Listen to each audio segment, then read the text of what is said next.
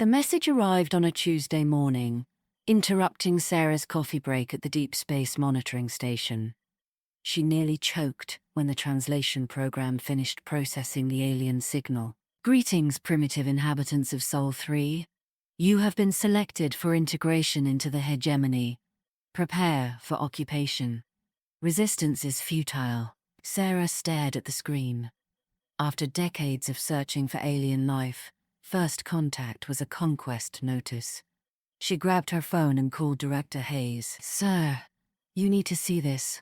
We're about to be invaded. 3 days later, massive ships appeared over every major city on Earth.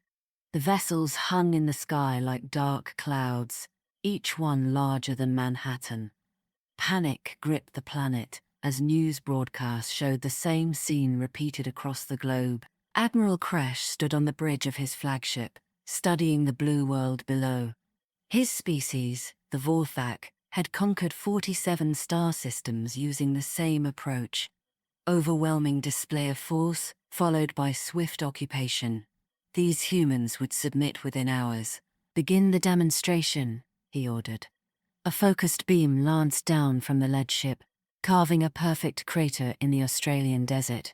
The message was clear: surrender or face annihilation. But the response that came back surprised everyone. President Martinez appeared on every screen worldwide, addressing both humanity and their alien visitors. To our unexpected guests, welcome to Earth. Your demonstration was impressive but unnecessary. We're reasonable people. Let's talk. Admiral Kresh blinked his 4 eyes in confusion. Where was the terror? The desperate pleas for mercy, the immediate surrender. Your species will submit. Elves broadcast back.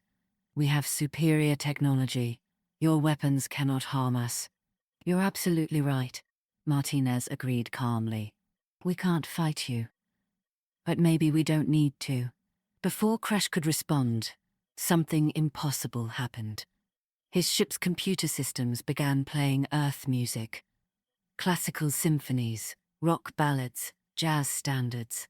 The bridge filled with Mozart's Requiem. How are you doing this? Kresh demanded. We've been listening to your communications, replied Dr. Kim, Earth's leading cybernetics expert, appearing beside Martinez. Your computer systems are remarkably sophisticated, but they follow predictable patterns. We found a way in. The Admiral's technical staff worked frantically to stop the music, but every attempt failed. Worse, human voices began speaking through the ship's internal communications. Attention Vorthak crew, came a friendly announcement. This is Captain Johnson of the U.S. Space Force. We've taken the liberty of upgrading your environmental systems. You should notice improved air quality shortly. Kresh's environmental officer confirmed the impossible. The ship's life support systems were indeed running more efficiently. The humans had somehow improved technology they shouldn't have been able to understand. This is a trick. Kresh snarled. It's an offer, Martinez corrected. We can't match your firepower, but we can offer something better. Partnership. Over the following week, the strangest siege in galactic history unfolded. The Vorthak fleet maintained position over Earth, but their ships began experiencing unexpected improvements. Navigation systems became more accurate. Weapons charged faster. Even the food processors produced better meals. Every attempt to trace the source of these modifications failed. The humans had somehow infiltrated systems that should have been impossible to access. They're inside our entire network, all Kresh's chief engineer reported. But they're not sabotaging anything. They're helping. Meanwhile, human representatives began broadcasting daily to the Vorthak fleet. Not desperate pleas for mercy, but casual conversations about technology, philosophy, and culture. Dr. Kim explained human scientific achievements. Professor Wang discussed Earth's history. Chef Rodriguez even shared recipes. The Vorthak crew found themselves looking forward to these broadcasts. After months of military routine, the human perspectives offered fascinating insights. Admiral Kresh grew increasingly frustrated. They should be cowering in fear, not treating us like dinner guests. His frustration deepened when reports arrived from other hegemony fleets. Human radio signals were reaching across the galaxy, somehow bypassing military encryption. Other conquered species were hearing about Earth's unusual approach to invasion. "Sir," his communication officer reported nervously, "we're receiving requests from multiple star systems. They want to know more about these negotiation techniques the humans are using." The situation escalated when Emperor Vextar himself intervened. The supreme ruler of the hegemony had never encountered resistance like this. His massive battle fleet, capable of destroying entire planets, jumped into the Sol system. "End this embarrassment," is commanded Admiral Crush. "Crush them." But, as the Emperor's ships took position, something unprecedented occurred. The human modifications that had spread through Crush's fleet began appearing in the new arrivals. Computer systems optimized themselves, weapons platforms recalibrated for better efficiency. Even the Emperor's personal flagship experienced improvements. "What sorcery is this?" Vextar demanded. President Martinez requested a direct meeting. Surprisingly, the Emperor agreed, curious about the species that had confounded his military. Martinez arrived at the flagship not in chains, but as a diplomatic guest. She walked through corridors that had witnessed the submission of countless worlds, yet showed no fear. "You've caused considerable trouble," Emperor Vextar told her. "My commanders don't know whether to arrest you or promote you." Martinez smiled.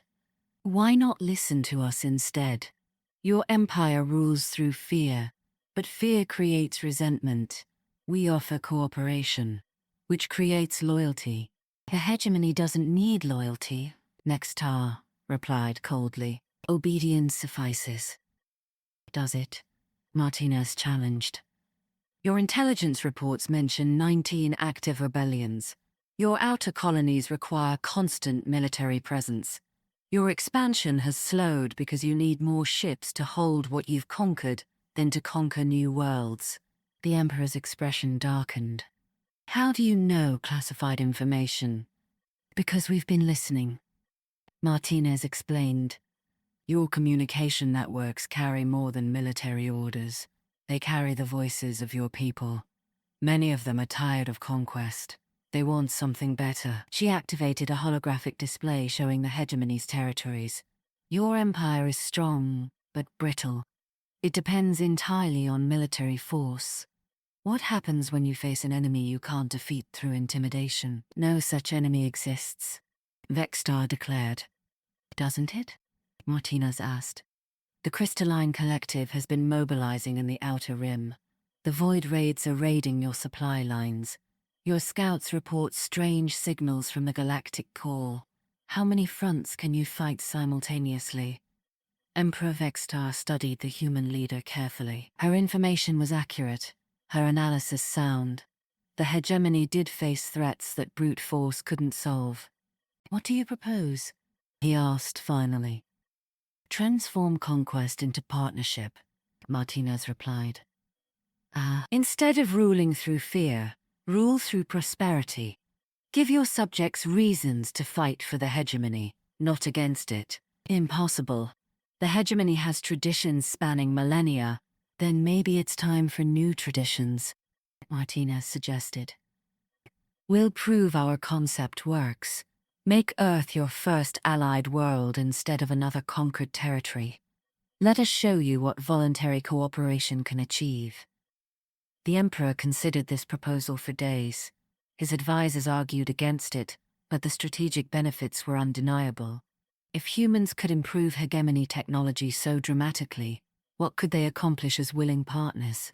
The decision that followed shocked the galaxy. For the first time in its history, the hegemony accepted an equal partner, rather than demanding submission. Within months, the human model revolutionized hegemony governance. Conquered worlds became allied partners. Innovation flourished as local populations contributed ideas instead of just resources. The hegemony's military effectiveness doubled as human-designed improvements spread throughout the fleet. Other galactic powers took notice. The Andromedan collective attempted to exploit what they saw as hegemony weakness, only to discover that voluntary allies fought harder than forced subjects. The Shadow Empyrean found their raids repelled by coordinated responses from multiple star systems. As years passed, the human approach spread throughout the galaxy. Empires that had ruled through fear discovered the power of cooperation. Species that had been enemies became partners. Innovation replaced intimidation as the primary tool of governance. And on a small blue world orbiting an ordinary yellow star, humanity had proven that sometimes the greatest victory comes not from winning the war, but from changing the rules of engagement entirely. The galaxy would never again underestimate the species that turned invasion into invitation, conquest into collaboration, and enemies into friends. The humans had won the impossible war by refusing to fight it.